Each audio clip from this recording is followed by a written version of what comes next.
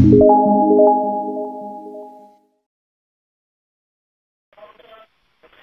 hot yogic method is to bring an immense vital force into the body, and by this and by certain processes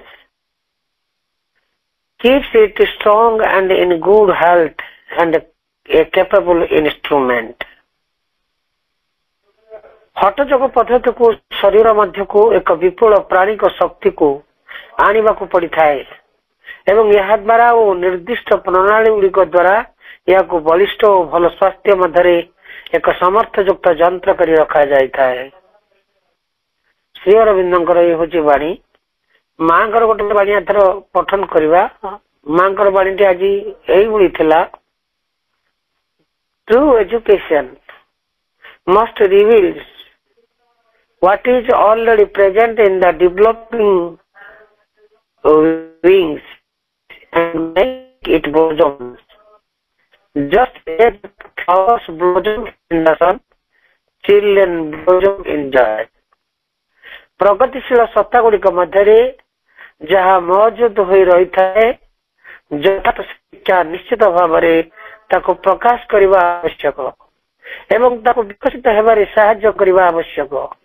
जेमिति Surya Kiran रे फूल गुड़िक प्रस्फुटित हुअन्ति पिला माने आनंद मध्य फूल परि विकसित हुअन्ति। मांकर होची वाणी प्रभु मांकर एई वाणी गुड़िकर पठन सहित प्रभु मांक चरण कमल रे आमे अनंत कोटि प्रणाम जनाई आरंभ करबा को जाउचे आज ऑनलाइन श्री अरविंद एस्पिरेशन पाठचक्र कार्यक्रम। आज ऑनलाइन श्री अरविंद एस्पिरेशन पाठचक्र रे उपस्थित रही समस्त भाई बापा मान को वंदे मातरम आ प्रणाम। कार्यक्रम आरंभ रे चलता आम किसी क्षण नीरव ध्यानस्थ होगा प्रभुंकर मंत्रमयी सावित्री आवृत्ति सहित। आज मंत्रमयी सावित्री उच्चारण पृष्ठ संख्या रही आज मंत्रमयी सावित्री उच्चारण पृष्ठ संख्या रही 153। आज मंत्रमयी सावित्री को आवृत्ति करने आम अनुरोध करवा ब्रह्मपुर गंजाम आमर अति प्रिय सस्मिता अपा को अपा आपण मंत्रमयी सावित्री आवृत्ति करंतु आम समस्ते नीरव रे प्रभु मां प्रति ध्यानस्थ हेबो समस्ते साइलेंस हेबा मामा। Savitri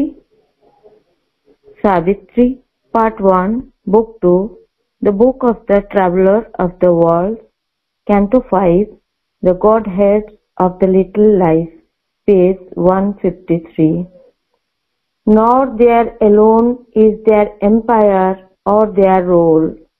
Wherever are soulless minds and guideless lives, and in a small body self is all that counts. Wherever love and light and largeness lack, these crooked fasteners take up their task. To all half-conscious worlds they extend their reign. Here, through these godlings drive our human hearts.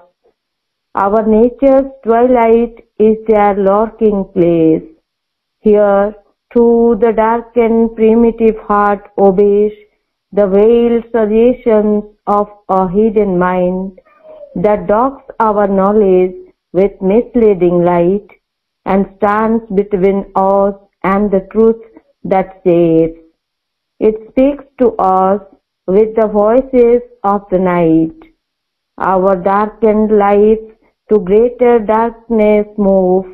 Our seekings listen to calamitous hopes. A structure of unseen thoughts is built and reason used by an irrational force. This earth is not alone our teacher and nurse. The powers of all the worlds have entrance here. In their own fields they follow the will of law and cherish the safety of a settled type. On earth, out of their changeless orbit thrown, their law is kept, lost their fixed form of things. Into a creative chaos, they are cast, where all asks order, but is driven by chance. Strangers to earth's nature, they must learn earth's ways. Aliens or opposites, they must unite. They work and battle and with pain agree. These join, those part, all parts and joins anew, but never can we know and truly live till all have found their divine harmony. Our life's uncertain way went circling on, our minds unquiet thoughts ask always light, till they have learned their secret in their source, in the light of the timeless and its spaceless home, in the joy of the eternal soul and one. Ma, Vande Mataram. ସମସ୍ତଙ୍କୁ ପ୍ରଣାମ। ଧନ୍ୟବାଦ ବାପା। ଆମେ ଏତେବେଳେ ଯାଏ ନିରବରେ ଧ୍ୟାନସ୍ଥ ଥିଲେ ପ୍ରଭୁଙ୍କର ମନ୍ତ୍ରମୟୀ ସାବିତ୍ରୀର ଆବୃତ୍ତି ସହିତ। ଆମର ପରବର୍ତ୍ତୀ କାର୍ଯ୍ୟକ୍ରମ ଚାଲନ୍ତୁ ଆମେ ପ୍ରଭୁ ମାଙ୍କ ଚରଣ କମଳରେ ଏକ ଭକ୍ତି ନୈବେଦ୍ୟ ଅର୍ପଣ କରିବା। ଆଜିର କାର୍ଯ୍ୟକ୍ରମରେ ପ୍ରଭୁ ମାଙ୍କ ଚରଣ କମଳରେ ଭକ୍ତି ନୈବେଦ୍ୟଟି ଅର୍ପଣ କରିବା ପାଇଁ ଆମେ ଅନୁରୋଧ କରିବା ଭୁବନେଶ୍ୱରରୁ ଆମର ଅତି ପ୍ରିୟ ମମତା ଆପାଙ୍କୁ। ମମତା ଆପା, ଆପଣ ଗୋଟେ ଭକ୍ତି ନୈବେଦ୍ୟ ପ୍ରଭୁ ମାଙ୍କ ଚରଣ କମଳରେ ଅର୍ପଣ କରନ୍ତୁ। ଆପା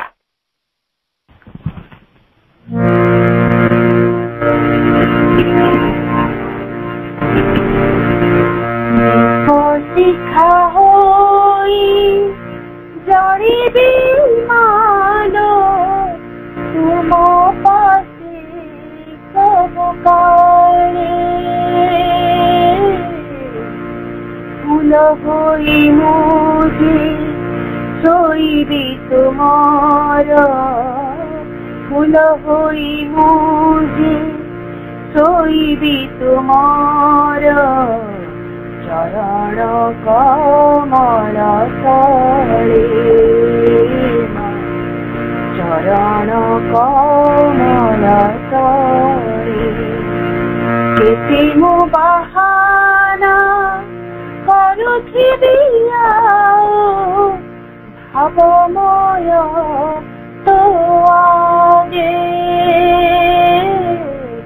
ଭାବନା ବୁଝୁ ମା বাহানা বিবুঝু ভাবনা বুঝু মা বাহানা বিবুঝু চাইবি করবাগে মা চাইবি করবাগে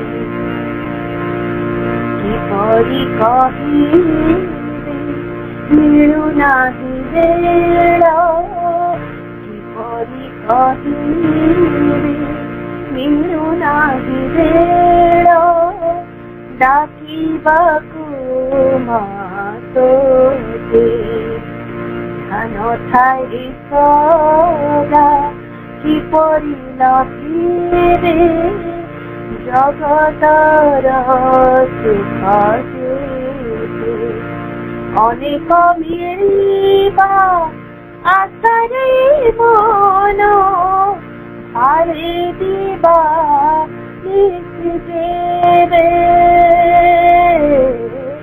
অনেক মিଳିବା আশারে মন হারে দিবা দেবে মা হারে দিবানি দেবে কামনার শেষ নাহি এটি মোর কামনার শেষ নাহি এটি মোর কামনার নাহি শেষ পাই ন পাইবা দুঃখরে অধীর দেউঠাই পরামুনি সদা কোলাহল অধীর চঞ্চল নরহে নীরবে সদা কোলাহল অধীর চঞ্চল সদা কোলাহল অধীর চঞ্চল নরহে চড়ে নীরবে নরহে চড়ে নীরবে চেতনারে ভরি দিয়া মোর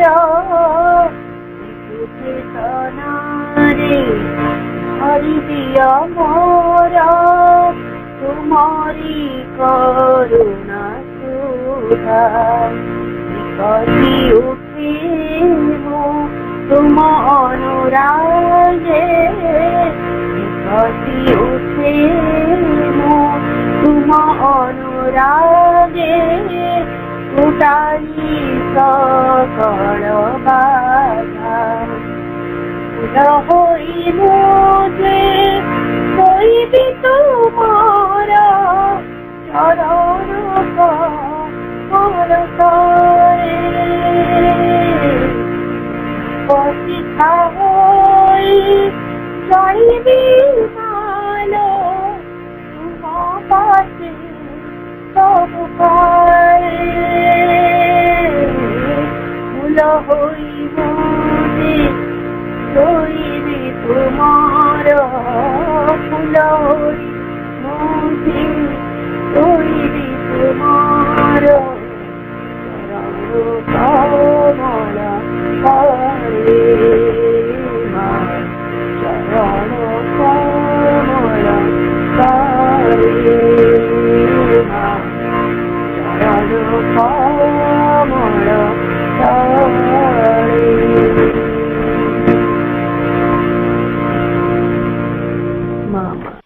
धन्यवाद अपा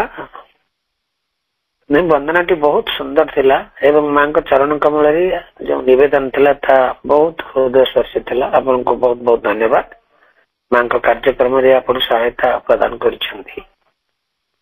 परवर्ती कार्यक्रम में प्रभुंकर से जो पवित्र कलेक्शन रही collected poems of Sri Aurobindo प्रभुंकर जो महान कविता गुड़िक रही से कवितार गोटे गोटे कविता पछरु आम गोटे गोटे कविता गुच्छरु गोटे गोटे कविता को नहीं आम आलोचना कर चलीचे। धारावाहिक भाव में प्रभुंकर कविता गुड़िक आलोचना कर चली प्रति शनिवार दिन आमर उर्मिला आपा प्रिय उर्मिला आपा केन्द्रापड़ारू तो गोटे कंटिन्यू डिस्कशन रही गोटे कविता हूँ देव माता the mother of the gods. अपा तार 5टी स्टांजा रु 3टी स्टांजा गत थर से आलोचना कर सारी आउ 2टी स्टांजा रही प्लस तार माने उपसंहार करेंगे। आज उर्मिला आपा को अनुरोध करवा आज से जो रही जो आलोच्य कविताटी कंटिन्यू रही आलोचना करेंगे। आउ 2टी चरण सहित किसी उपक्रमणिका आगुरी टे जेतु पूर्व पाद गुड़िकर किसी उपक्रमणिका करेंगे टे प्रारंभिक सूचना दे आउ 2टी पाद रही 2टी चरण रही से कवितार एवं ता सहित उपसंहार करने अनुरोध करवा आमर अति प्रिय उर्मिला आपा को अपा आलोचना आउ साध्य कार्यक्रम को आगे नियंतु। उर्मिला आपा करुणामयी परम प्रभु श्री अरविंद चरण रे अनेक भक्तिपूत प्रणति ऑनलाइन ले जोग दैथिबा मोर समस्त प्रिय श्रद्धाई भाई भौणी को अनेक श्रद्धा और शुभेच्छा। मदर ऑफ गॉड देव माता बा देव जननी ये कवितार तृतीय पर्याय बोधे आमे 3टी पदर आलोचना सारीचे तथापि तृतीय पदटीर किछि सूचना आमे प्रथमे जानिबा। आलोच्य जो तृतीय पदटी तृतीय पदटी रे देवमातांकर आगमन संपर्क रे कवि सूचना प्रदान करिसेंती। बर्तमान डिसेम्बर मास चली आम जानी डिसेम्बर 5 तारिख रे श्री अरविंद ଅତିମାନ ଶକ୍ତି ରୂପେ ସେ ଆଦିମାତାଙ୍କୁ ବା ଦେବମାତାଙ୍କୁ ଅବତରଣ କରିଥିଲେ। ଏବଂ ସେଇ ମାସରେ ଏଇ କବିତାଟି ଆଲୋଚନା ପରିସରକୁ ଆସିଛି। ଏଇଟା ଗୋଟେ କାକତାଳିକ ନ୍ୟାୟ ନୁହେଁ, ଏଇଟା ହଉଛି ମାଙ୍କର ନିର୍ଦ୍ଦେଶ ବା ପ୍ରଭୁଙ୍କର ନିର୍ଦ୍ଦେଶ। ତେଣୁ ପ୍ରଭୁଙ୍କର ଆବାହନରେ ସମାଗତା ଦେବମାତା ଦେଖୁଛନ୍ତି ଧରିତ୍ରୀର ଦୟନୀୟ ରୂପ। ପ୍ରଭୁ ତାଙ୍କୁ ଯୋଉଥିପାଇଁ ଆବାହନ କରି ଆଣିଛନ୍ତି ଏ ପୃଥିବୀ ତଥା ପୃଥିବୀବାସୀଙ୍କର ପରିତ୍ରାଣ ପାଇଁ ତାଙ୍କରି ଆବାହନରେ ଅବତରଣ କରିଛନ୍ତି ଦେବମାତା ଦିବ୍ୟ ଜନନୀ ଅଦିତି।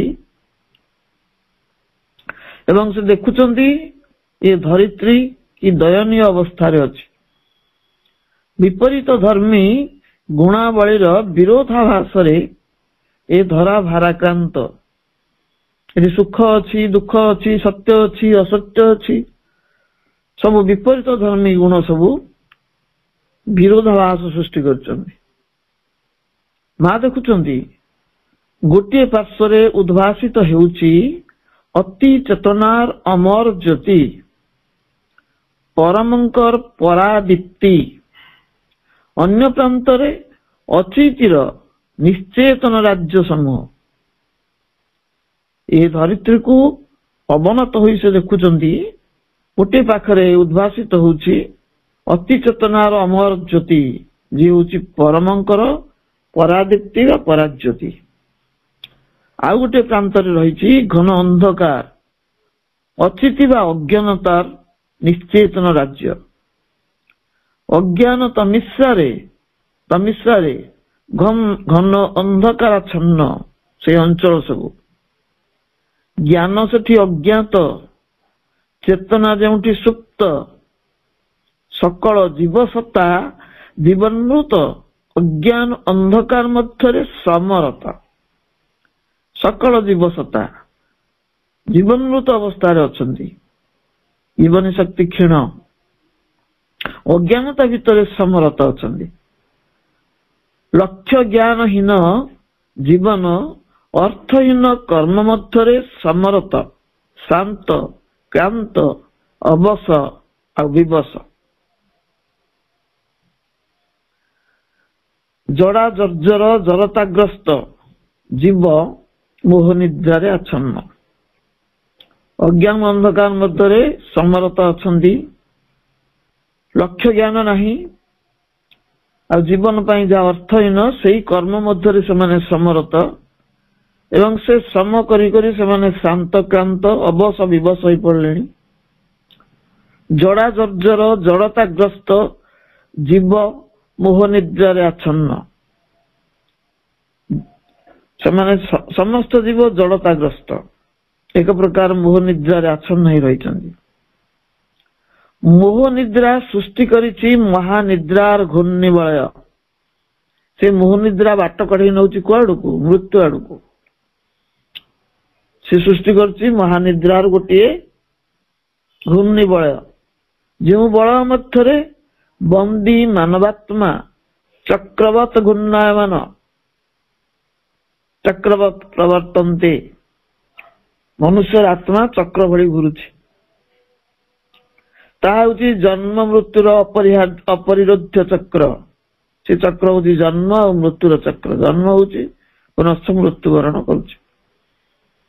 କୌଣସି ଦେବତାତ୍ମା ବା ଅବତାର ଯାହାର ଗତିରୋଧ କରିପାରି ନାହାନ୍ତି, ସେ ଯୋଉ ଜନ୍ମ ମୃତ୍ୟୁର ଚକ୍ର ଘୁରୁଛି ତାର ଗତିରୋଧ କରିବା ପାଇଁ ସମର୍ଥ ହୋଇନାହାନ୍ତି କୌଣସି ଦେବ ପୁରୁଷ ବା ଅବତାରୀ ପୁରୁଷ। ଏହି ଅସମ୍ଭବ କାର୍ଯ୍ୟକୁ ସମ୍ଭବ କରିବେ କେବଳ ଦେବମାତା। ଦେବତାଙ୍କ ଜନନୀ ହିଁ ଏହି ଅସମ୍ଭବ କାର୍ଯ୍ୟକୁ ସମ୍ଭବ କରିବା ପାଇଁ ଅବତରଣ କରିଛନ୍ତି। ମୋହନିଦ୍ରାର ସୁଶକ୍ତିରେ ମହାନିଦ୍ରାର ନିର୍ଦ୍ଦିଷ୍ଟ ନିର୍ଘଣ୍ଟ ମଧ୍ୟରେ ଜୀବନ ଆଜି ସୀମାବଦ୍ଧ। ଜୀବନ ମୋହନିଦ୍ରାରେ ଆଚ୍ଛନ୍ନ, ସୁଷୁପ୍ତିମଗ୍ନ, ଏବଂ ତାରି ଭିତରେ ଆସିଯାଉଛି ମହାନିଦ୍ରାର ନିର୍ଘଣ୍ଟ ସମୟ। କାରଣ ମହାନିଦ୍ରାର ନିର୍ଘଣ୍ଟ ସମୟ ସ୍ଥିରୀକୃତ ହେଇଛି। ଏହା ହିଁ ବିଧିର ଅଲଙ୍ଘ୍ୟ ବିଧାନ। ଯେତେଦିନ ପର୍ଯ୍ୟନ୍ତ ମନୁଷ୍ୟ ମାୟା ମୋହରୂପୀ ନିଦ୍ରାରେ ଆଚ୍ଛନ୍ନ ହୋଇ ରହିଥିବ, କେତେଦିନ ପର୍ଯ୍ୟନ୍ତ ରହିବ? ସେ ଅବଧି ମହାକାଳ ପଞ୍ଜିକାରେ ପୂର୍ବ ନିର୍ଦ୍ଧାରିତ ପୂର୍ବରୁ ତା ସ୍ଥିରୀକୃତ ହେଇଛି। କେତେଦିନ ମଣିଷ ମୋହ ନିଦ୍ରାରେ ରହି ରହି ମହାନିଦ୍ରାକୁ ଭେଟିବ, କୋଉ ଦିନ ଭେଟିବ, ସେ ନିର୍ଦ୍ଦିଷ୍ଟ ସମୟ ମହାକାଳଙ୍କର ପଞ୍ଜିକାରେ ବହୁ ପୂର୍ବରୁ ଲିପିବଦ୍ଧ ହେଇଛି, ସ୍ଥିର ହେଇଛି। ସେ ଅବଧି ମହାକାଳ ପଞ୍ଜିକାରେ ପୂର୍ବ ନିର୍ଦ୍ଧାରିତ। ଜୀବନ ରେଖାର ଦୁଇ ପ୍ରାନ୍ତ ଜନ୍ମ ଏବଂ ମୃତ୍ୟୁ। ଆମର ଯୋଉ ଜୀବନରେ ଗୋଟେ ରେଖା ହୁଏ ତା ଦୁଇଟି ପ୍ରାନ୍ତ ଅଛି। ଗୋଟେ ପ୍ରାନ୍ତ ହଉଛି ଜନ୍ମ ଏବଂ ଅନ୍ୟ ପ୍ରାନ୍ତଟି ହଉଛି ମୃତ୍ୟୁ। ଗୋଟେ ହଉଛି ଜାଗୃତି, ଅନ୍ୟଟି ହଉଛି ସୁଷୁପ୍ତି, ମହାନିଦ୍ରା। ଜୀବନ ହଉଛି ଜାଗୃତିର ପ୍ରତୀକ, ମୃତ୍ୟୁ ହଉଛି ସୁଷୁପ୍ତିର ପ୍ରତୀକ। ତନ୍ଦ୍ରାଳୁ ଜଗତକୁ ସ୍ପର୍ଶ କରି ଆବରି ରହିଥିବା ମହାଶୂନ୍ୟ ମଣ୍ଡଳରେ ନକ୍ଷତ୍ର ମାନଙ୍କର ସମାରୋହ। ଏ ଜଗତଟି ତନ୍ଦ୍ରାଚ୍ଛନ୍ନ ଅବସ୍ଥାରେ ଅଛି, ଜାଗୃତିର ସ୍ପର୍ଶ ଲାଭ କରିନାହିଁ। ଏବଂ ସେଇ ତନ୍ଦ୍ରାଳୁ ଜଗତକୁ ସ୍ପର୍ଶ କରିଛି କିଏ? ତାକୁ ଆବରି ରହିଛି କିଏ? ନା ଗୋଟେ ମହାଶୂନ୍ୟ ମଣ୍ଡଳ, ଏବଂ ସେଠି ରହିଛି ନକ୍ଷତ୍ର ମାନଙ୍କର ସମାରୋହ। ଜାଗୃତି ତ୍ୟାଗ କରିଥିବା ଜଗତଟିର ତନ୍ଦ୍ରାଚ୍ଛନ୍ନ ଅବସ୍ଥା ତାରକା ମାନଙ୍କ ଗତିପଥକୁ ମଧ୍ୟ ତନ୍ଦ୍ରାର କୁହେଳିରେ ଅସ୍ପଷ୍ଟ କରିଦେଇଛି। ଜାଗୃତି ତ୍ୟାଗ କରିଛି ଯୋଉ ଜଗତ ତନ୍ଦ୍ରାଚ୍ଛନ୍ନ ଅବସ୍ଥାରେ ରହିଛି ସୁଷୁପ୍ତି ଭିତରେ, ସେ ଏକୁଟିଆ ଶୋଇନାହିଁ। ତାରକା ମାନଙ୍କର ଗତିପଥକୁ ମଧ୍ୟ ତନ୍ଦ୍ରାର କୁହେଳିରେ ଅସ୍ପଷ୍ଟ କରିଦେଇଛି। ତାରକା ମାନେ ସ୍ପଷ୍ଟ ଭାବରେ ଗତି କରିପାରୁନାହାନ୍ତି। ମନୁଷ୍ୟ ଭାଗ୍ୟାକାଶରେ ଉଦିତ ତାରକା ମାନେ ମଧ୍ୟ ତନ୍ଦ୍ରାଚ୍ଛନ୍ନ ଭାବରେ ଗତିଶୀଳ, ନିରମନ୍ଥର। ଭାଗ୍ୟ ତାର ପରିବର୍ତ୍ତିତ ହଉନାହିଁ, ତା ଭାଗ୍ୟର ତାରକା ମାନଙ୍କର ଗତି ମନ୍ଥର ହେଇଛି। ତାର ଭାଗ୍ୟାକାଶରେ ଯୋଉ ତାରକା ମାନେ ଉଦିତ ହେଇଛନ୍ତି, ଯେ ତାକୁ ସୌଭାଗ୍ୟ ବା ଦୁର୍ଭାଗ୍ୟ ଉଭୟ ପ୍ରଦାନ କରିପାରିବେ, ସେମାନେ ତନ୍ଦ୍ରାଚ୍ଛନ୍ନ ଭାବରେ ଗତିଶୀଳ। କହିବା ବାହୁଲ୍ୟ, ମନୁଷ୍ୟର ଜନ୍ମ ପଞ୍ଜିକା ବା ଜାତକରେ ଗ୍ରହ ନକ୍ଷତ୍ର ମାନଙ୍କର ସ୍ଥିତି ଅନୁସାରେ ତାର ଭାଗ୍ୟ ନିୟନ୍ତ୍ରିତ ହେଇଥାଏ। ଆମେ ଜାତକ ଦେଖୁ, ସେଥିପାଇଁ ଜାତକରେ ଗ୍ରହ ନକ୍ଷତ୍ର ମାନଙ୍କର ଅବସ୍ଥାନକୁ ଦେଖୁ ଏବଂ ସେଇ ଅନୁସାରେ ସେମାନଙ୍କର ସ୍ଥିତି ଅନୁସାରେ, ଗତି ଅନୁସାରେ ମନୁଷ୍ୟର ଭାଗ୍ୟ ନିୟନ୍ତ୍ରିତ ହୁଏ ବୋଲି ବିଶ୍ୱାସ ରହିଛି। ଏମାନେ ସବୁ ସ୍ଥିର ନୁହନ୍ତି, ଏମାନଙ୍କ ଗତି ସହିତ ନର ଭାଗ୍ୟ ନିୟନ୍ତ୍ରିତ ହୁଏ। ଜାତକରେ ଯୋଉ ଗ୍ରହ ନକ୍ଷତ୍ର ଅଛନ୍ତି ସେମାନେ ସ୍ଥାନ ପରିବର୍ତ୍ତନ କରନ୍ତି। ଆମ ଜାତକରେ ଆମେ ତାକୁ ବଦଳେଇ ପାରୁନା, ପ୍ରକୃତ ସ୍ଥିତିରେ ସେମାନେ ପରିବର୍ତ୍ତିତ ହୁଅନ୍ତି। ଏବାର ଗତି ସହିତ କଣ ହୁଏ? ନର ଭାଗ୍ୟ ନିୟନ୍ତ୍ରିତ ହୁଏ, ଭାଗ୍ୟ ଚକ୍ର ଘୁରେ। ଚକ୍ରବତ୍ ପ୍ରବର୍ତ୍ତନ୍ତେ ଦୁଃଖାନିଚ ସୁଖାନିଚ। এই ଭାଗ୍ୟ ଚକ୍ର ଘୁରି ଘୁରି କେତେବେଳେ ଦୁଃଖ ଆଣେ ତ କେତେବେଳେ ସୁଖ ଆଣେ। ମନୁଷ୍ୟର ସୁଖ ଓ ଦୁଃଖ ଭୋଗର କାରଣ ଏଇ ସବୁ ନକ୍ଷତ୍ରଙ୍କ ସ୍ଥିତି ଏବଂ ଗତି।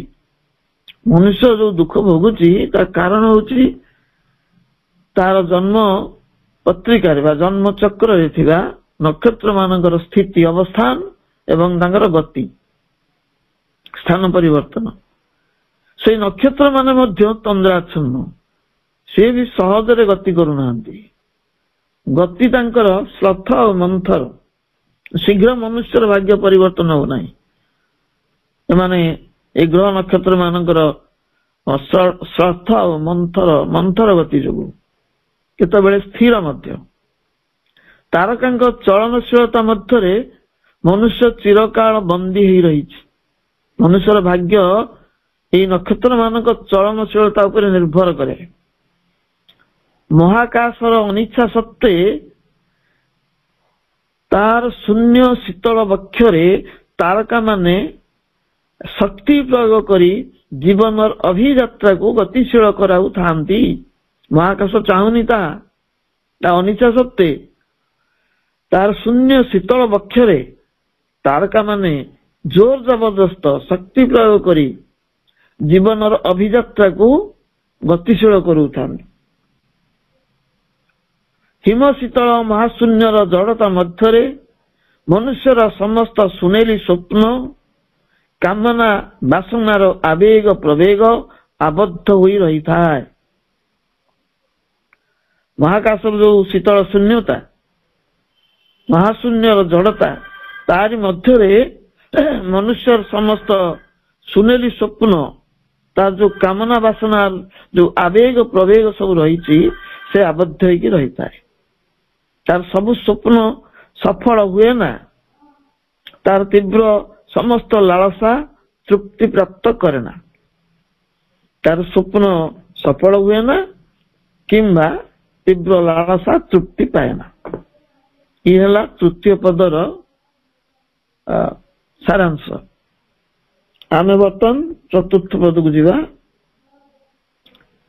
Amid the work of darker power, she is here to heal the evils and the mistakes of this space and change the tragedy of the ignorant world into a divine comedy of joy and the laughter and the rapture of God's bliss. Amid the work of darker power, she is here to heal the evils and the mistakes of this space and change the tragedy of the ignorant world into a divine comedy of joy and the laughter and the rapture of God's bliss. Odia ତର୍ଜମାକୁ ଯିବା। ଈଶ୍ୱର ଜନନୀ ଏଥି ଆବିର୍ଭୂତ ହୋଇଛନ୍ତି ତାମସୀ ଶକ୍ତିରାଜୀଙ୍କ କ୍ରିୟାସ୍ଥଳୀ ପରେ। ସର୍ବ ଅନ୍ଧକାର ଶକ୍ତି ସମବେତ ହୋଇଛନ୍ତି ରୂପ ଦେବା ପାଇଁ ତାଙ୍କ କର୍ମ ଯୋଜନାରେ। କରିବାକୁ ନିରାମୟ ଅଶୁଭ ଶକ୍ତି ନିଚୟ, କରିବାକୁ ସମାଧାନ ମହାବ୍ୟୋମ ଭ୍ରମ।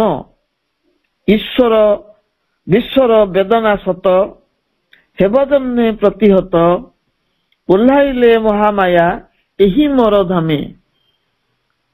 ମହାଶକ୍ତି ଆବିର୍ଭୂତା ହରିବାକୁ ସର୍ବବ୍ୟଥା, ଜଡ଼ାଇ ଧରିଛି ଜଡ଼ ଜଗତକୁ ଯାହା। ଜୀବନ ନବୀନ ଛନ୍ଦେ ମିଳନାତ୍ମକ ଆନନ୍ଦେ, ଲୀଳାମୟୀଙ୍କର ଲୀଳାସ୍ଥଳ ହେବ ତାହା। ଶୋକାଚ୍ଛନ୍ନ ଶୟଳକୁ ନବ ରୂପେ ତୋଳିବାକୁ, ଭାଗବତ ପ୍ରସାଦର ଉଲ୍ଲାସ ପୁଲକେ। ହଟାଇବେ ସର୍ବ ଶୋକ, ତୁଟାଇବେ ସର୍ବ ଦୁଃଖ, ମହୋଲ୍ଲାସ ପ୍ଲାବନର ପୁଲକ ପଲକେ। ଈଶ୍ୱର ଜନନୀ ଏଥି ଆବିର୍ଭୂତ ହୋଇଛନ୍ତି ତାମସୀ ଶକ୍ତିରାଜୀଙ୍କ କ୍ରିୟାସ୍ଥଳୀ ପରେ। ସର୍ବ ଅନ୍ଧକାର ଶକ୍ତି ସମବେତ ହୋଇଛନ୍ତି ରୂପ ଦେବା ପାଇଁ ତାଙ୍କ କର୍ମ ଯୋଜନାରେ। କରିବାକୁ ନିରାମୟ ଅଶୁଭ ଶକ୍ତି ନିଚୟ, କରିବାକୁ ସମାଧାନ ମହାବ୍ୟୋମ ଭ୍ରମ। ଈଶ୍ୱର ବିଶ୍ୱର ବେଦନା ସତ, ହେବ ଜନ୍ମେ ପ୍ରତିହତ, ଓହ୍ଲାଇଲେ ମହାମାୟା ଏହି ମୋର ଧାମେ। ମହାଶକ୍ତି ଆବିର୍ଭୂତା ହରିବାକୁ ସର୍ବବ୍ୟଥା, ଜଡ଼ାଇ ଧରିଛି ଜଡ଼ ଜଗତକୁ ଯାହା। ଜୀବନ ନବୀନ ଛନ୍ଦେ ମିଳନାତ୍ମକ ଆନନ୍ଦେ, ଲୀଳାମୟୀଙ୍କର ଲୀଳାସ୍ଥଳ ହେବ ତାହା। ଶୋକାଚ୍ଛନ୍ନ ଶୟଳକୁ ନବ ରୂପେ ତୋଳିବାକୁ, ଭାଗବତ ପ୍ରସାଦର ଉଲ୍ଲାସ ପୁଲକେ। ହଟାଇବେ ସର୍ବ ଶୋକ, ତୁଟାଇବେ ସର୍ବ ଦୁଃଖ, ମହୋଲ୍ଲାସ ପ୍ଲାବନର ପୁଲକ ପଲକେ। କବିତାର ଏହି ଚତୁର୍ଥ ପଦରେ କବି ଉଲ୍ଲେଖ କରୁଛନ୍ତି, ଧରିତ୍ରୀର ବେଦନାବିଦ୍ଧ ଅଭିପ୍ସା ଓହ୍ଲାଇ ଆଣିଛି ଅଦିତି ମାତାଙ୍କୁ ଅମରାବତୀରୁ। ଧରିତ୍ରୀର ବେଦନାବିଦ୍ଧ ଅଭିପ୍ସା, ତାର ଅଭିପ୍ସାରେ ବେଦନା ଭରି ରହିଛି। ସେଇ ଅଭିପ୍ସା ଓହ୍ଲେଇ ଆଣିଛି ଅଦିତି ମାତାଙ୍କୁ ଅମରାବତୀରୁ। ଜଗତର ବକ୍ଷ ଉପରେ ତାମସୀ ଶକ୍ତିଙ୍କ ଲୀଳା ଅପ୍ରତିହତ ହୋଇ ରହିଛି। ଯୋଉ ତାମସୀ ଆସୁରିକ ଶକ୍ତି ଲୀଳା କରୁଛନ୍ତି ଜଗତ ବକ୍ଷରେ, ତାହା ଏପର୍ଯ୍ୟନ୍ତ ପ୍ରତିହତ ହେଇନାହିଁ, କମି ନାହିଁ। ସମସ୍ତ ଆଦିମ ଅନ୍ଧକାର ଶକ୍ତି ସମବେତ ହୋଇ ସେମାନଙ୍କ ଧ୍ୱଂସକାରୀ ଦୁଷ୍କର୍ମର ଯୋଜନାକୁ ରୂପାୟିତ କରିବାକୁ ପ୍ରୟାସ କରୁଛନ୍ତି। ଯୁଗେ ଯୁଗେ ଯୋଉ ଆଦିମ ଅନ୍ଧକାର ଶକ୍ତି ଅତ୍ୟାଚାର କରନ୍ତି ଧରିତ୍ରୀରେ, ସେ ସବୁ ଶକ୍ତି ସମବେତ ହୋଇଯାଇଛନ୍ତି ଏବଂ ତାଙ୍କର ଯୋଉ ଦୁଷ୍କର୍ମ ସେମାନେ କରିବେ ଧ୍ୱଂସ କରିବା ପାଇଁ, ସେ ଯୋଜନାକୁ ରୂପାୟିତ କରିବାକୁ ଚେଷ୍ଟା କରୁଛନ୍ତି। ଏହି ସବୁ ସୃଷ୍ଟି ନାଶକାରୀ ଅଶୁଭ ଶକ୍ତି ମାନଙ୍କୁ ସମୂଳେ ବିନାଶ କରିବା ତଥା ମହାକାଶର ଭ୍ରମ ଦୂର କରିବା ପାଇଁ ମହାଶକ୍ତି ଅବତରି ଆସିଛନ୍ତି। এই ସୃଷ୍ଟି ନାଶକାରୀ ଯୋଉ ଅଶୁଭ ଶକ୍ତି ଅଛନ୍ତି ସେମାନଙ୍କୁ ବିନାଶ କରିବେ ଏବଂ ମହାକାଶର ଯୋଉ ଭ୍ରମ ରହିଛି ତାକୁ ଦୂର କରିବା ପାଇଁ ସେ ଅବତରି ଆସିଛନ୍ତି। ଭ୍ରମରେ ଭ୍ରମିତ ବ୍ରହ୍ମ ତାରକାଙ୍କ ଗତିରୋଧ ପ୍ରଚେଷ୍ଟାରୁ ବିରତ ହେବ। ଯୋଉ ତାରକାଙ୍କର ଗତିରୋଧ କରୁଛି ଯୋଉ ବ୍ରହ୍ମ ବା ଆକାଶ ଭ୍ରମର ବଶବର୍ତ୍ତୀ ହେଇ ସେ ସେଥିରୁ ବିରତ ହବ। ଗ୍ରହ ନକ୍ଷତ୍ରଙ୍କ ଗତିରୋଧ ହେଲେ ସମଗ୍ର ବିଶ୍ୱବାସୀ ମହାପ୍ରଳୟର ସମ୍ମୁଖୀନ ହେବେ। ଯଦି ଏମାନେ ଚଳପ୍ରଚଳ ନ ହୁଅନ୍ତି ଗ୍ରହ ନକ୍ଷତ୍ର, ନା ସୂର୍ଯ୍ୟ ଉଦୟ ହେବେ ନା କିଛି ଘଟିବ। ତେଣୁ ଗ୍ରହ ନକ୍ଷତ୍ରଙ୍କର ଯଦି ଗତିରୋଧ ହୁଏ ତାହେଲେ ସମଗ୍ର ବିଶ୍ୱ ଆଉ ବିଶ୍ୱବାସୀ ମହାପ୍ରଳୟର ସମ୍ମୁଖୀନ ହେବେ, ସୃଷ୍ଟି ଧ୍ୱଂସ ପାଇଯିବ। ସେଇ ମହାବିପତ୍ତିରୁ ସୃଷ୍ଟିକୁ ରକ୍ଷା କରି ତାର ସମସ୍ତ ବେଦନାର ବିଧାତା ଯୋଉ ଅଶୁଭ ଶକ୍ତି ସେମାନଙ୍କୁ ପରାହତ କରିବା ପାଇଁ ମହାମାୟାଙ୍କର ଆବିର୍ଭାବ ଘଟିଛି। এই ମହାବିପତ୍ତିରୁ ସୃଷ୍ଟିକୁ ସେ ରକ୍ଷା କରିବେ ଏବଂ ଏ ସୃଷ୍ଟିର ବେଦନାର ବିଧାତା ଯୋଉ ଅଶୁଭ ଶକ୍ତି ବେଦନା ସୃଷ୍ଟି କରୁଛନ୍ତି, ଯୋଉ ଅଶୁଭ ଶକ୍ତି ସେମାନଙ୍କୁ ପରାହତ କରିବା ପାଇଁ ମହାମାୟାଙ୍କର ଆବିର୍ଭାବ। ଜଡ ଜଗତକୁ ଜଡାଇ ଧରିଥିବା ଜାଗତିକ ଯାତନା ସମୂହକୁ ସମ୍ପୂର୍ଣ୍ଣ ଭାବରେ ଦୂର କରିବା ତାଙ୍କର ଆତ୍ମ ଆରୋପିତ କାର୍ଯ୍ୟ। ସ୍ୱୟଂ ସେ ବରଣ କରିଛନ୍ତି ସେ କାର୍ଯ୍ୟକୁ। এই ଜଡ ଜଗତକୁ କିଏ ଜଡେଇ ଧରିଛି? ଜାଗତିକ ଯାତନା, ତାକୁ ସମ୍ପୂର୍ଣ୍ଣ ଭାବରେ ଦୂର କରିବା ଏବଂ ଏ ହଉଛି ତାଙ୍କର ଆତ୍ମ ଆରୋପିତ କାର୍ଯ୍ୟ। ନିଜ ଉପରେ ସେ କାର୍ଯ୍ୟକୁ ସେ ଆରୋପ କରିଛନ୍ତି। ସ୍ୱନିର୍ବାଚିତ କର୍ମ ଯୋଜନା, ଏ କର୍ମ ଯୋଜନାକୁ ସେ ନିଜେ ନିର୍ବାଚନ କରିଛନ୍ତି। ଅଶୁଭ ଶକ୍ତିଙ୍କ ଅବର୍ତ୍ତମାନରେ ପୁରାତନ ପୃଥିବୀ ଗର୍ଭରୁ ଜନ୍ମ ନେବ ଏକ ନୂତନ ଜଗତ। ଯେତେବେଳେ ଏହି ଅଶୁଭ ଶକ୍ତି ମାନେ ପ୍ରତିହତ ହେବେ, ଅପସରି ଯିବେ, ସେତେବେଳେ ପୁରାତନ ପୃଥିବୀ ଗର୍ଭରୁ ଏକ ନୂତନ ଜଗତ ଜନ୍ମ ନେବ। ମିଳନାତ୍ମକ ଆନନ୍ଦରେ ଜୀବନ ଅଭିନବ ଛନ୍ଦରେ ଛନ୍ଦମୟ ଉଠିବ। କମେଡି ବୋଲି କୁହାଯାଇଛି, ଡିଭାଇନ କମେଡି। ମିଳନାତ୍ମକ ଆନନ୍ଦରେ ଜୀବନ ଅଭିନବ ଛନ୍ଦରେ ଛନ୍ଦମୟ ଉଠିବ। ବିଚ୍ଛେଦର ବ୍ୟଥା ବିଦୂରିତ ହେବ। ମହାଶକ୍ତିଙ୍କ ମହାମିଳନରେ ଆକୁଳ ଜୀବକୁଳ ପୁଲକିତ ହୋଇ ଉଠିବେ।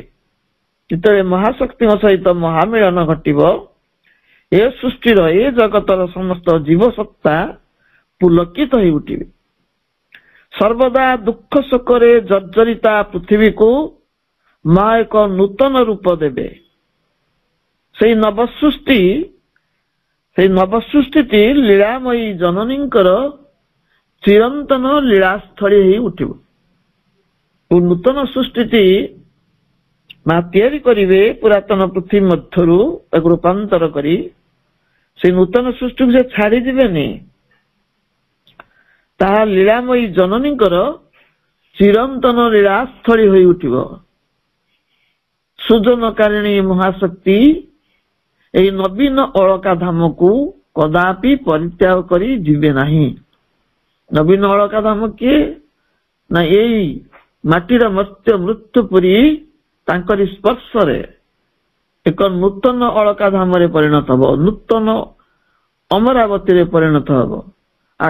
ତାକୁ ସେ କଦାପି ତ୍ୟାଗ କରି ଯିବେ ନାହିଁ। ଏଥର ଫେରି ଯିବାକୁ ମା ଆସିନାହାନ୍ତି। ମାଙ୍କର ଯୋଉ ସମ୍ଭୂତି ଆଉ ବିଭୂତି ମାନେ ସବୁ ଆସୁଥିଲେ ସେମାନେ ତାଙ୍କ ନିର୍ଦ୍ଦିଷ୍ଟ କାମଟି ସାରି ଫେରି ଯାଉଥିଲେ। କିନ୍ତୁ ଏଥର ସ୍ୱୟଂ ଆଦିମାତା ଅବତରଣ କରିଛନ୍ତି, ଦେବ ଜନନୀ, ଦିବ୍ୟ ଜନନୀ।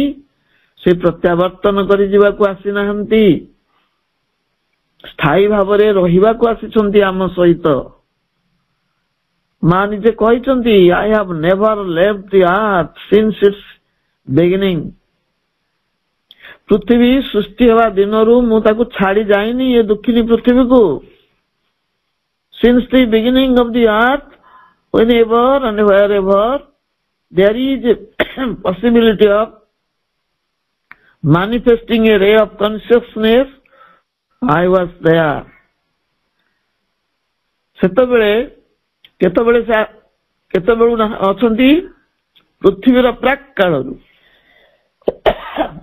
ପ୍ରାକ୍ କାଳରୁ ଯେତେବେଳେ ଏବଂ ଯେଉଁଠି ଗୋଟେ ସମ୍ଭାବନା ଦେଖାଯାଇଛି।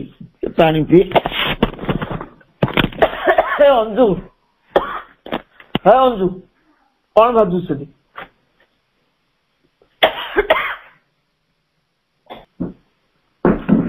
ମା କହୁଛନ୍ତି, since the beginning of the earth, whenever, wherever there is a possibility of manifesting a ray of consciousness, I was there.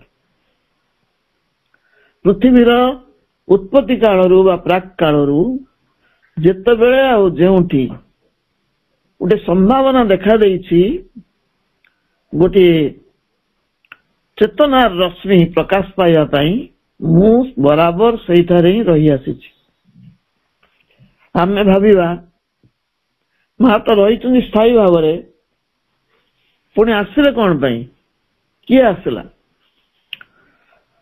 ସେତେବେଳେ ସେ ଚିନ୍ମୟୀ ରୂପରେ ଆସିଥିଲେ, ରୂପ ଧାରଣ କରିନଥିଲେ। ଯେତେବେଳେ ମା ଆସିଛନ୍ତି ବା ମାଙ୍କର କୌଣସି ସମ୍ଭୂତି ଆସିଛନ୍ତି, ସେମାନେ ସବୁ ଚିନ୍ମୟ ସ୍ୱରୂପ ନେଇକି ଆସିଛନ୍ତି, ଯୋଉଟା ଦେଖାଯିବନି ଆଖିକୁ, ଚିତ୍ ସ୍ୱରୂପ। କିନ୍ତୁ ଏବେ ଯୋଉ ଅବତରଣ କରିଛନ୍ତି, ସେ ତନୁ ଧାରଣ କରିଛନ୍ତି, ତନ୍ମୟୀ ରୂପ ଧାରଣ କରିକି ପ୍ରତିଭାତ ହଉଛନ୍ତି। ମଣିଷ ଶରୀର ଧରିକି ଆସିଛନ୍ତି। ସେତେବେଳେ ସେ ମଣିଷ ଶରୀର ଧରିକି ଆସିନଥିଲେ, ଏକ ଚେତନା ରୂପରେ ଆସିଥିଲେ, ଆମେ ତାଙ୍କୁ ଦେଖିପାରୁନଥିଲୁ। ସେଥିପାଇଁ ସେ କହୁଛନ୍ତି, I have never left the earth since its beginning. ସେ ଯୋଉ ଚେତନା ରୂପରେ ରହିଥିଲେ ପୃଥିବୀର ପ୍ରାରମ୍ଭରୁ, କେବେ ତାକୁ ଛାଡିକି ଯାଇନଥିଲେ। ଏବଂ ଯେତେବେଳେ ଗୋଟିଏ ନୂତନ ଚେତନା ରଶ୍ମି ପ୍ରକାଶ ପାଇବାର ସମ୍ଭାବନା ଦେଖାଯାଏ, ସେତେବେଳେ ମଧ୍ୟ ସେ ସେଠାରେ ଉପସ୍ଥିତ ଥାନ୍ତି। ଉଲ୍ଲାସର ନନ୍ଦିନୀ, ସେ ସାମର୍ଥ୍ୟର ସଙ୍ଗିନୀ। ମାନୁଷୀ ତନୁରେ ଯୋଉ ମା ଅବତରଣ କରିଛନ୍ତି, ଆଦିମାତା ସ୍ୱୟଂ, ସେ ହଉଛନ୍ତି ଉଲ୍ଲାସର ନନ୍ଦିନୀ ଆଉ ସାମର୍ଥ୍ୟର ସଙ୍ଗିନୀ। ଭାଗବତ ଆନନ୍ଦ ଓ ଶକ୍ତି ସାମର୍ଥ୍ୟରେ ଜୀର୍ଣ୍ଣ ପୁରାତନ ପୃଥିବୀକୁ ନୂତନ ରୂପେ ଗଢି ତୋଳିବେ। ତାଙ୍କର ମିଶନ କଣ? କେଉଁ କାର୍ଯ୍ୟର ସଂକଳ୍ପ ନେଇ ସେ ଆସିଛନ୍ତି? ସେ ହଉଛନ୍ତି ଉଲ୍ଲାସର ନନ୍ଦିନୀ, ଭାଗବତ ଆନନ୍ଦ ଆଉ ଯୋଉ ସାମର୍ଥ୍ୟର ସଙ୍ଗିନୀ ଭାଗବତ ଶକ୍ତି।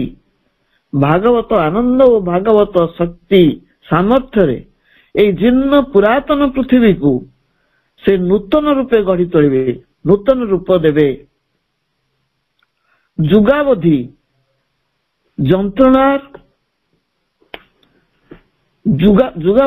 ଯନ୍ତ୍ରଣାର ଯୋଉ ଚିର ଅବସାଦ ବ୍ୟାପି ରହିଥିଲା, ଅବସାଦ ତାର ଚିରଦିନ ପାଇଁ ଅବସାନ ଘଟିବ। ଏପର୍ଯ୍ୟନ୍ତ ଏ ପୃଥିବୀ ଯେଉଁ ଯନ୍ତ୍ରଣା ଭୋଗୁଛି, ତାର ଚିର ଅବସାନ ଘଟିବ। ପୃଥିବୀକୁ ତାର ପାର୍ଥିବ ଯନ୍ତ୍ରଣାରୁ କୌଣସି ଯୁଗାବତାର ଉଦ୍ଧାର କରିନାହାନ୍ତି। ତା ଦିବ୍ୟ ଜନନୀଙ୍କ ଦ୍ୱାରା ସମ୍ଭବ ବୋଲି ପରମ ପ୍ରଭୁ ତାଙ୍କ ତପସ୍ୟାରେ ଦିବ୍ୟ ଜନନୀଙ୍କୁ ଅବତରଣ କରେଇଛନ୍ତି, ସେ ଦେବମାତାଙ୍କୁ।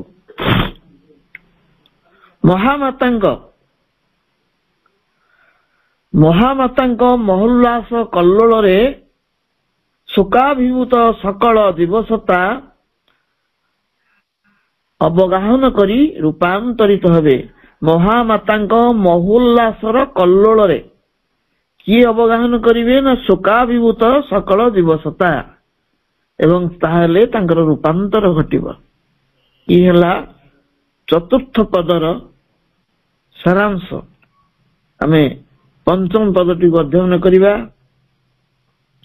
Amid the work of darker powers, she is here to heal the evils and mistakes of space and change the tragedy of the ignorant world and the laughter and the rapture of God's bliss. କବିତାର এই ଅନ୍ତିମ ପଦରେ କବି ଚିହ୍ନେଇ ଦେଉଛନ୍ତି ଅବତରି ଆସିଥିବା ସେହି ମହାବିକ୍ରମ ହେଉଛନ୍ତି ସ୍ୱୟଂ ଦ୍ୱିଜନନୀ। ଦେବ ଦାନବ ଯକ୍ଷ ରକ୍ଷ ନର କିନ୍ନରଙ୍କୁ ସେ ସୃଷ୍ଟି କରିଛନ୍ତି। ସେମାନଙ୍କର ସେ ହେଉଛନ୍ତି ସୃଷ୍ଟିକର୍ତ୍ରୀ। ଅସୁମାରୀ ଜୀବସତାଙ୍କର ଆତ୍ମାର ସେ ଈଶ୍ୱରୀ। ଆନନ୍ଦମୟୀ ମାଙ୍କର ଆନନ୍ଦ ନିବାସ ହେଉଛି ଅମରାବତୀର ଅଳକାପୁରୀ। ତାର ଆକର୍ଷଣ ତ୍ୟାଗ କରି ନିଜ ସୃଷ୍ଟିର ବେଦନା ଦୂରୀଭୂତ କରିବା ପାଇଁ ଧୂଳି ଧୂସରିତ ଧରାକୁ ଧନ୍ୟ କରି ଅବତରି ଆସିଛନ୍ତି ଏଇ ଦେବ ଜନନୀ, ଦିବ୍ୟ ଜନନୀ।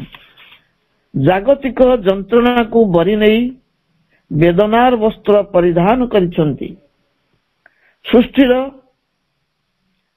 ସୃଷ୍ଟିର ସୀମାହୀନ କଳୁଷ ମଧ୍ୟକୁ ସେ ନିବର୍ତ୍ତିତ ହେଇଛନ୍ତି। ଏ ସୃଷ୍ଟି ହେଉଛି ଗୋଟେ କଳୁଷିତ ଜଗତ, ଏହା ମଧ୍ୟକୁ ତାଙ୍କର ନିବର୍ତ୍ତନ ଘଟିଛି। ଏଠି ସେ ନିବର୍ତ୍ତିତ ହେଇଛନ୍ତି। ନହେଲେ କର୍ଦ୍ଦମାକ୍ତ ଆତ୍ମା ମାନଙ୍କର ପରିତ୍ରାଣ ନାହିଁ। ସେ ଯଦି ସେଇ କର୍ଦ୍ଦମ ଭିତରକୁ ଅବତରଣ ନ କରନ୍ତି ତାହେଲେ ଏଠି ଯୋଉମାନେ କର୍ଦ୍ଦମାକ୍ତ ହୋଇ ଛଟପଟ ହଉଛନ୍ତି ଯୋଉ ଆତ୍ମା ମାନେ, ସେମାନଙ୍କର ପରିତ୍ରାଣ ନାହିଁ। ଏହା ମହାପ୍ରକୃତିର ଆତ୍ମବଳି ବୋଲି ମହାଯୋଗୀ ଉଲ୍ଲେଖ କରିଛନ୍ତି। ମହାପ୍ରକୃତି ସ୍ୱରୂପା ଦିବ୍ୟ ଜନନୀଙ୍କର ଇଏ ଧରାକୁ ଅବତରଣ ଏବଂ କ୍ଲେଶ ଭୋଗିବା ହେଉଛି ତାଙ୍କର ଆତ୍ମବଳି, ପ୍ରକୃତିର ଆତ୍ମବଳି, ପ୍ରକୃତିର ମହାଯଜ୍ଞ ବୋଲି କବି ଶ୍ରୀ ଅରବିନ୍ଦ କହିଛନ୍ତି। କଳୁଷ କାଳିମାରେ କର୍ଦ୍ଦମାକ୍ତ ତାଙ୍କର ସନ୍ତାନ ମାନଙ୍କୁ ସେ ପରିଶୁଦ୍ଧ କରି ନିଜର ସାଥୀ ସହଯାତ୍ରୀ କରିନେବେ। ତାଙ୍କର ଅମୃତମୟ ସ୍ପର୍ଶରେ ମହାକାଳର ମହାଭୀତି ଦୂରୀଭୂତ ହେବ। ସକଳ ଜୀବ ହେବେ ତାଙ୍କ ଚିରନ୍ତନତାର ଅଂଶୀଦାର। ଅମରତ୍ୱର ପଦାତିକ ଚିରନ୍ତନୀ ଜନନୀଙ୍କ ଚିରନ୍ତନତାର ଉତ୍ତରାଧିକାରୀ ଆମେ ମର୍ତ୍ତ୍ୟ ଜୀବଗଣ ନଶ୍ୱରତା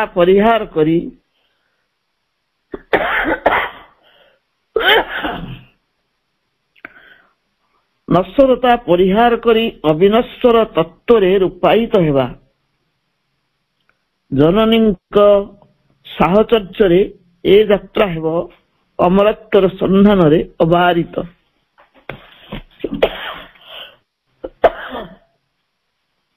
କବିତାର ଏଇ ଅନ୍ତିମ ପଦ ଏଇଠି ଶେଷ ହେଇଛି। ଆଉ ତାର ପରବର୍ତ୍ତୀ ପଦ କିଛି ନାହିଁ। ତେଣୁ ଆମେ ଯୋଉ ବଳକା ସମୟ ରହିଲା,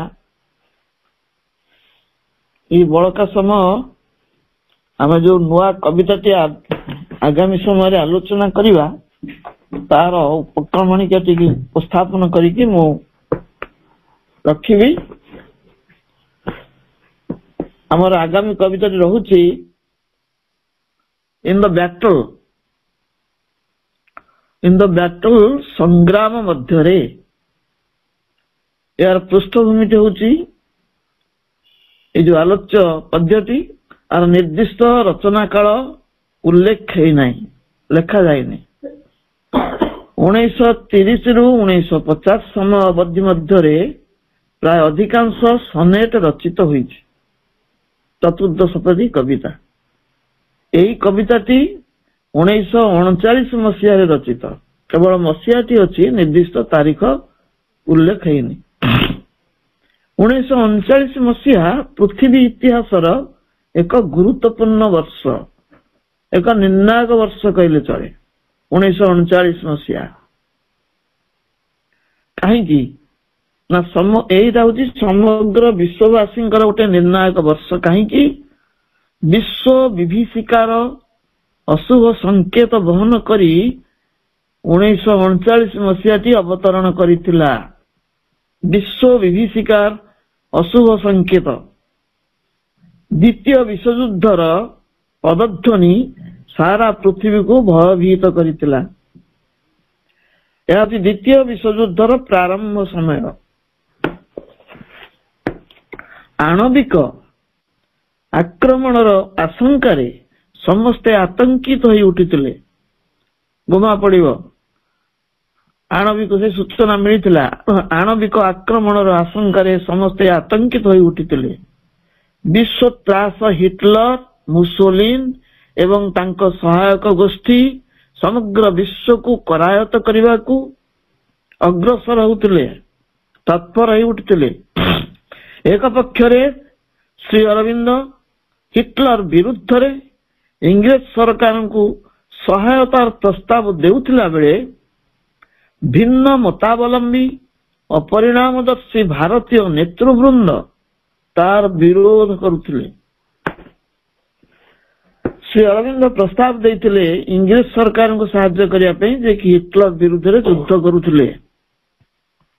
ସମସ୍ତେ ତ ଆଶ୍ଚର୍ଯ୍ୟ ହେଉଥିଲେ, ଯେଉଁ ଇଂରେଜ ସରକାରଙ୍କ ଦ୍ୱାରା ସେ କାରାରୁଦ୍ଧ ହେଲେ ଆଲିପୁର ଜେଲରେ, ତାଙ୍କ ସପକ୍ଷରେ କିଭଳି ମନ୍ତବ୍ୟ ଦଉଛନ୍ତି, ତାଙ୍କୁ ସାହାଯ୍ୟ କରିବାକୁ କିଭଳି ପ୍ରସ୍ତାବ ଦଉଛନ୍ତି। କିନ୍ତୁ ରହସ୍ୟମୟ ଭଗବାନଙ୍କର ରହସ୍ୟକୁ ବୁଝିବ କିଏ? ମଣିଷ ବୁଝିବା ପାଇଁ ଅସମର୍ଥ। କେଉଁ ରହସ୍ୟ ତା ଭିତରେ ଥିଲା ତାଙ୍କୁ ସାହାଯ୍ୟ କରିବା ପାଇଁ, ତାହା କେହି ଉପଲବ୍ଧି କରିନଥିଲେ।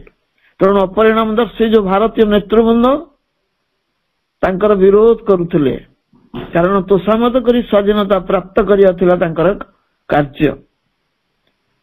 ସେଇ ଘନଘଟା ମଧ୍ୟରେ ରଚିତ ସଂଗ୍ରାମ ସଂକଳ୍ପିତ ଏ କବିତାଟି, ଏହାର କିଛି ନିଶ୍ଚୟ ତାତ୍ପର୍ଯ୍ୟ ରହିଛି। 1939 ମସିହାରେ ଦ୍ୱିତୀୟ ବିଶ୍ୱଯୁଦ୍ଧ ତ ପ୍ରାରମ୍ଭ ସମୟ। ସେତେବେଳେ ଇନ୍ ଦ ବ୍ୟାଟଲ ବା ସଂଗ୍ରାମ ଭୂମିରେ, ସଂଗ୍ରାମ ମଧ୍ୟରେ ଶୀର୍ଷକ ଏହି କବିତାଟି ପ୍ରଭୁ ରଚନା କରିଛନ୍ତି। আর ଗୋଟେ କିଛି ଆନ୍ତ ସମ୍ପର୍କ ରହିଛି ଏ ସମୟ ସହିତ।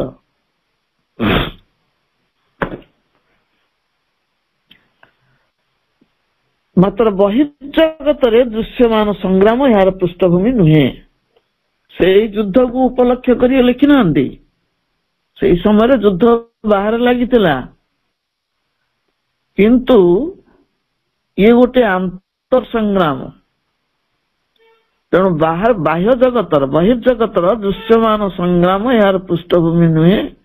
ଅନ୍ୟ ଏକ ରହସ୍ୟମୟ ସଂଘର୍ଷର ସଂକେତ କବି ଆଲୋଚ୍ୟ କବିତାରେ ଉପସ୍ଥାପନ କରିଛନ୍ତି। ଅନ୍ୟ ଗୋଟିଏ ରହସ୍ୟମୟ ସଂଘର୍ଷ ଯାହାକୁ ବୁଝି ହବ ନାହିଁ, ସେଇ ସଂଘର୍ଷର କଥା ଏହି କବିତାରେ ଉପସ୍ଥାପିତ ହୋଇଛି। ସ୍ଥୂଳଚକ୍ଷୁ ଅନ୍ତରାଳରେ ଆନ୍ତର୍ଜଗତରେ ଅହରହ ଲାଗି ରହିଥିବା ଏକ ସଂଗ୍ରାମର ବାର୍ତ୍ତା ଏଠାରେ ପ୍ରଦତ୍ତ ହେଇଛି, ଯାହାକୁ ଆଖି ଦେଖିପାରିବ ନାହିଁ। ସ୍ଥୂଳଚକ୍ଷୁର ଅନ୍ତରାଳରେ ଏବଂ ଆନ୍ତର୍ଜଗତରେ ଭିତରେ ସେଇଭଳି ଗୋଟିଏ ସଂଘର୍ଷର ବାର୍ତ୍ତା ଏଠାରେ ଦିଆଯାଇଛି। ଯୁଗଚକ୍ର ଏବଂ ମନୁଷ୍ୟର ଜୀବନ ଚକ୍ର ମଧ୍ୟରେ ମଧ୍ୟ ଏକ ସଂଘର୍ଷ ଚାଲିଛି। ଯୁଗ ସହିତ ମନୁଷ୍ୟ ଜୀବନର ସମ୍ପର୍କ ଅଛି। ଯୁଗଚକ୍ର ଏବଂ ମନୁଷ୍ୟର ଯୋଉ ଜୀବନ ଚକ୍ର, ତା ମଧ୍ୟରେ ଗୋଟେ ସଂଘର୍ଷ ଚାଲିଛି। ନିୟତି ନିର୍ଦ୍ଦେଶରେ ଯୁଗଚକ୍ର ଆବର୍ତ୍ତିତ ହୁଏ, ସମୟ ସ୍ରୋତ ଆଗକୁ ଗଡ଼ି ଚାଲେ। ମହାକାଳଙ୍କ ନିର୍ଦ୍ଦେଶରେ ପ୍ରବାହିତ ଏହି ଅସରନ୍ତି ସମୟର ସ୍ରୋତ ମନୁଷ୍ୟ ପାଇଁ ଏକ ପ୍ରହେଳିକା।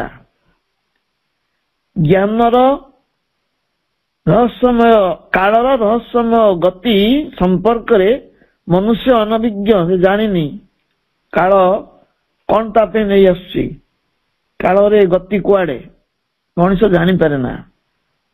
ମଣିଷ ଜ୍ଞାନର ଇଏ ହଉଛି ବୁଝିବାର ସାମର୍ଥ୍ୟ ମଣିଷ ନାହିଁ। ଜ୍ଞାନରେ ସେ ତାକୁ ବୁଝିପାରିବନି ମାନସିକ ଜ୍ଞାନରେ, ତେଣୁ ସେ ବିଷୟରେ ସେ ଅନଭିଜ୍ଞ। ଏହା କେତେବେଳେ ଅନୁକୂଳ ତ କେତେବେଳେ ପ୍ରତିକୂଳ ଭାବରେ ଦିଗ ପରିବର୍ତ୍ତନ କରୁଥାଏ। ସମୟର ସ୍ରୋତ କେତେବେଳେ ଅନୁକୂଳ ଦିଗରେ ଯାଏ, କେତେବେଳେ ପ୍ରତିକୂଳ ଦିଗରେ ଦିଗ ପରିବର୍ତ୍ତନ କରେ। ମନୁଷ୍ୟ ଚେତନାର ସ୍ଥିତି ଅନୁସାରେ ଏହା କେତେବେଳେ ମନ୍ଥର ତ କେତେବେଳେ ପ୍ରଖର। କେତେବେଳେ ସେ ତା ମନରେ ପ୍ରତୀତ ହୁଏ ଯେ ସମୟ ଅତି ଶୀଘ୍ର ପଳଉଛି, ଗତି ତାର ପ୍ରଖର। ଆଉ କେତେବେଳେ ଲାଗେ ଏ ସମୟ ସରୁନାହିଁ, ଗତି ଅତି ମନ୍ଥର। ଏଇଭଳି ପ୍ରତୀତ ହୁଏ। ଦୁଃଖରେ ଥିବା ବେଳେ ଏ ସମୟ ପ୍ରଲମ୍ବିତ ହେଉଥାଏ। ମଣିଷ ଯେତେବେଳେ ଦୁଃଖ ଭୋଗୁଥାଏ ସେତେବେଳେ ସମୟଟି ସରୁ ନଥାଏ, ତାର ଗତି ମନ୍ଥର ପ୍ରତୀତ ହୁଏ। ସେତିକି ବେଳେ ସମୟଟି ପ୍ରଲମ୍ବିତ ହେଉଥାଏ, ମନ୍ଥର ଭାବରେ ଅତିବାହିତ ହେଉଥାଏ। ସୁଖରେ ଥିଲାବେଳେ ଏହା ପ୍ରଖର ବେଗରେ ଗତିଶୀଳ ହୁଏ। ସୁଖରେ ଥିଲାବେଳେ ମନୁଷ୍ୟ ଦେଖେ ଯେ ସମୟଟା ଶୀଘ୍ର ସରିଯାଉଛି, ପ୍ରଖର ବେଗରେ ଗତିଶୀଳ ହଉଛି। ମନୁଷ୍ୟର ଜୀବନ ସ୍ରୋତ ସହିତ କାଳ ପ୍ରବାହର ଏକ ସଂଗୁପ୍ତ ସମ୍ପର୍କ ରହିଛି, ଏକ ଗୋପନ ବୁଝାମଣା ରହିଛି, ସିକ୍ରେଟ ଏଗ୍ରିମେଣ୍ଟ ଅଛି। ମନୁଷ୍ୟ ଜୀବନ ସ୍ରୋତ ଆଉ ଏ କାଳ ସ୍ରୋତ, ଆଙ୍କ ଭିତରେ ଗୋଟେ ସମ୍ପର୍କ ଅଛି, ଯୋଉ ସମ୍ପର୍କ ଆମେ ବୁଝିପାରିବାନି, ଗୁପ୍ତ ଭାବରେ ରହିଛି। ସଂଗୁପ୍ତ ସଂକଳ୍ପ ବୋଲି କୁହାଯାଇଛି। ସମ୍ପର୍କ ଗୋଟେ ଗୋପନ ବୁଝାମଣା ଅଛି ତା ଭିତରେ। ମନୁଷ୍ୟର ସଂଘର୍ଷମୟ ଜୀବନ କାଳ ଦ୍ୱାରା ପ୍ରଭାବିତ ହୁଏ।